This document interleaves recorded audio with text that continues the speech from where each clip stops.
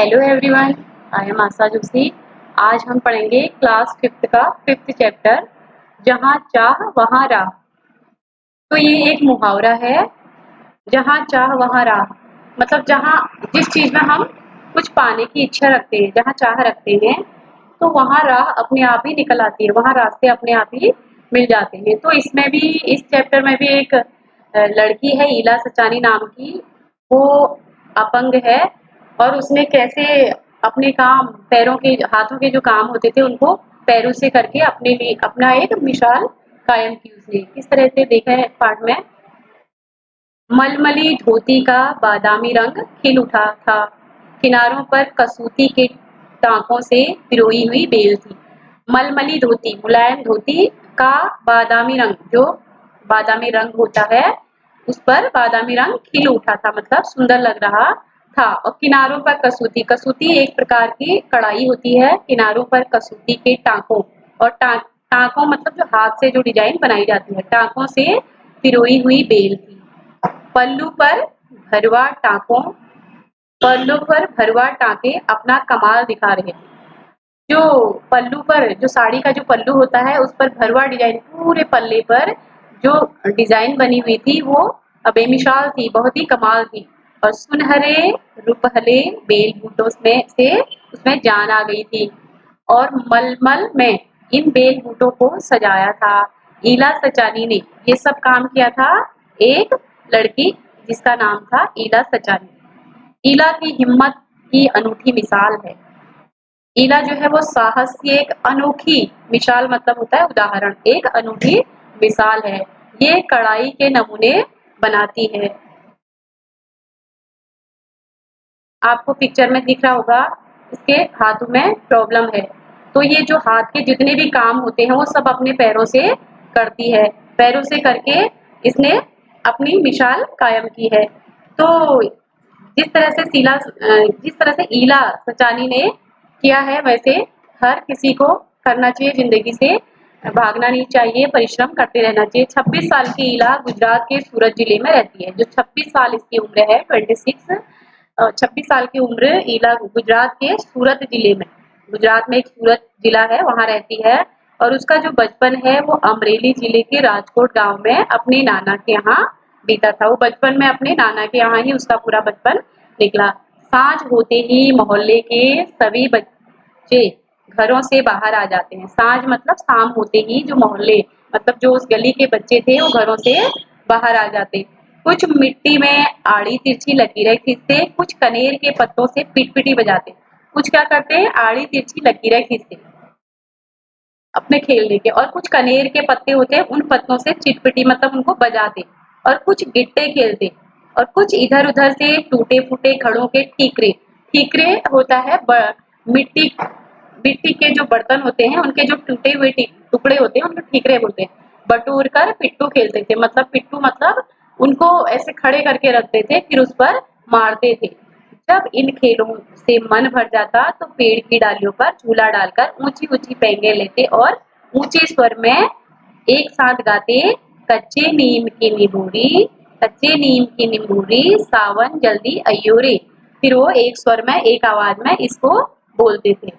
ईला गाने में तो उनका साथ दे देती थी, मुँह से तो गा लेती थी, पर उनके साथ पेंगे नहीं ले पाती। रस्सी पकड़ने को हाथ बढ़ाती, मगर हाथ तो उठते ही नहीं थे। रस्सी पकड़ने को अपना हाथ आगे बढ़ाती थी, लेकिन हाथ उसके काम नहीं करने की वजह से उसे परेशानी थी। फिर वह क्या करती थी, चुपचाप एक किनारे पर बैठ जाती और मन ही मन सोचती, मैं भी ऐसा कुछ क्यों नहीं कर पाती हूँ। बच्चे भी चाहते कि ईला किसी न किसी तरह उनके साथ खेल सके।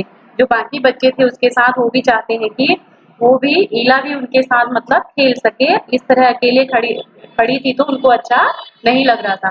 कभी कभार वह पकड़म पकड़ाई और विष अमृत के खेल में शामिल हो जाती थी। पकड़म पकड़ाई खेल लेती थी और विष अमृत के खेल वो खेल लेती थी। साथियों के साथ जमकर दौड़ती, मगर जब थप्पा मारने की बारी आती तो फिर निराश हो जाती। थप्पा मतलब हाथ से कमर में मारना होता है, लेकिन ऐसा वो नहीं कर पाती क्योंकि उस बेचारी के हाथ काम नहीं करते थे, तो इससे दिक्कत थी।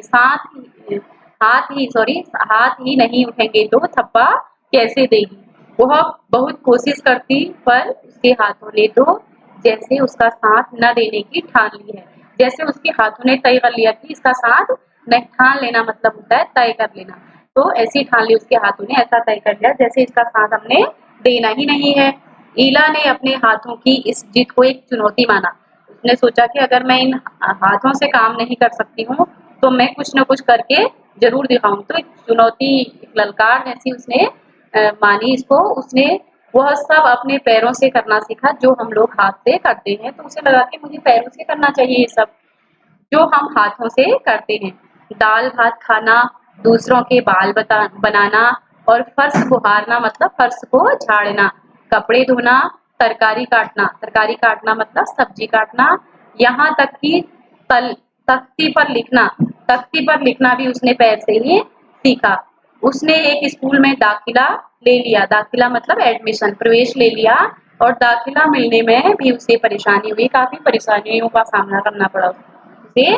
और कहीं तो उसकी सुरक्षा को लेकर चिंता हुई।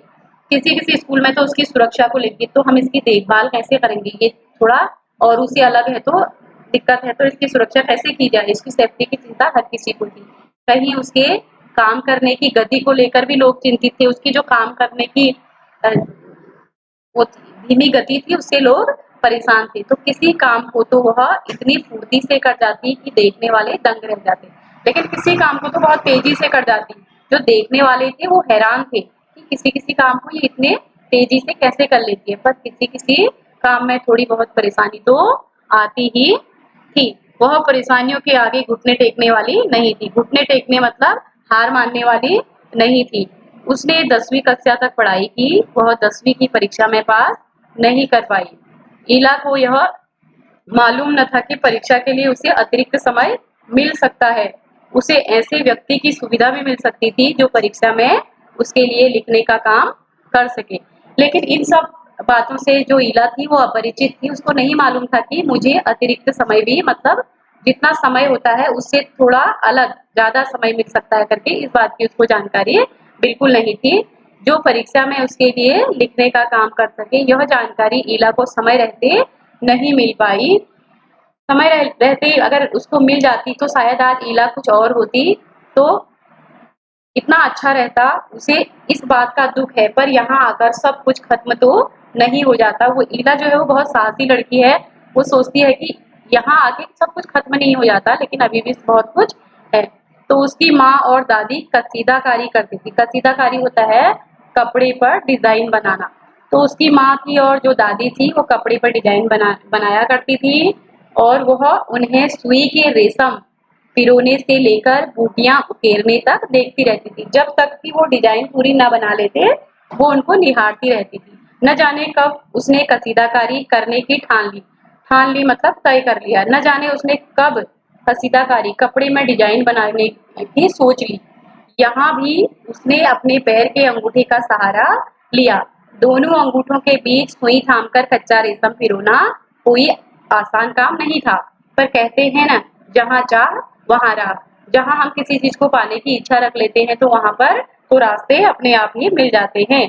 तो उसका विश्वास और धैर्य ने कुदरत को भी झुठला दिया। मतलब कि उसके विश्वास, उसके भरोसे ने और उसके धैर्य ने, कुदरत मतलब यहाँ पर प्रकृति से है, प्रकृति को भी झुठला दिया कि प्रकृति में ऐसी ऐसी चीजें हैं। वो भी अपने कार्य से पीछे नहीं हटी और उसने सारा कर दिखाया। तो 15-16 साल की होते होते ईला थी वो कठियावाड़ी कसीदाकारी में माहिर हो चुकी थी। माहिर मतलब होता है पारंगत या अव्वल। तो जो 15-16 साल की होते होते जब उसकी एज 15-16 साल की थी, तो वो कठियावाड़ी जो गुजरात में चलता है ये, तो कसीदाकारी में माहिर हो चुकी थी, पारंगत हो चुकी थी, निपुण हो चुकी थी।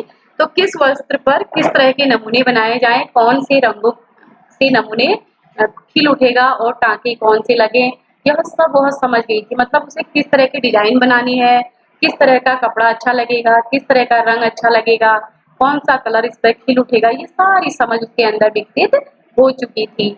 ईला इस काम में बहुत ही माहिर हो चुकी थी। तो एक समय ऐसा भी आया, अब उसके द्वारा काढ़े गए परिधान मतलब होता है वस्त्र, परिधानों की प्रदर्शनी मतलब होता है नुमाइश, प्रदर्शनी लगी। एक समय ऐसा भी आया जब वो इतने अच्छे अच्छे डिजाइन बनाने लग गई तो उसके द्वारा काढ़े गए जो परिधान थे, जो वस्त्र थे, उनकी नुमाइश लगी।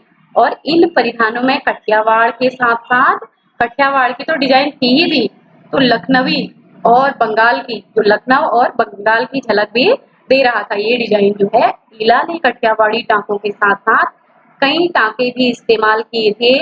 पत्तियों को चिकनकारी से सजाया था। चिकनकारी एक लखनवी कढ़ाई होती है।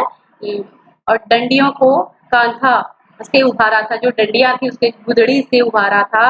और पशु पक्षियों को ज्यामितीय आकृतियों को कसूती और जंजीर से उठा रखा था। जो पशु पक्षी के चित्र भी उसने उसमें बनाए थे और ऐसे ऐसे आकार उसने दिए थे। और कसूती एक प्रकार की कढ़ाई होती है, वो जंजीर भी उसने उन कपड़ों में दिया था जिसकी नुमाइश लगी हुई थी। तो पारंपरिक डिजाइनों में यह नवीनता सभी को बहुत भाई थी।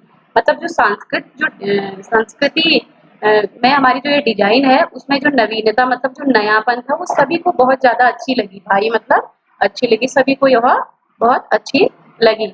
ईला के पांव अब रुकते नहीं। ईला के पांव अब रुकने वाले नहीं थे, मतलब वो अब पीछे देखने वाली नहीं थी। आंखों में चमक थी, आंखों में उसकी खुशी थी, होठों पर मुस्कान थी, वो हंस रही थी। और अनूठा विश्वास, मतलब एक अनोखा विश्वास, आत्मविश्वास उसके अंदर था।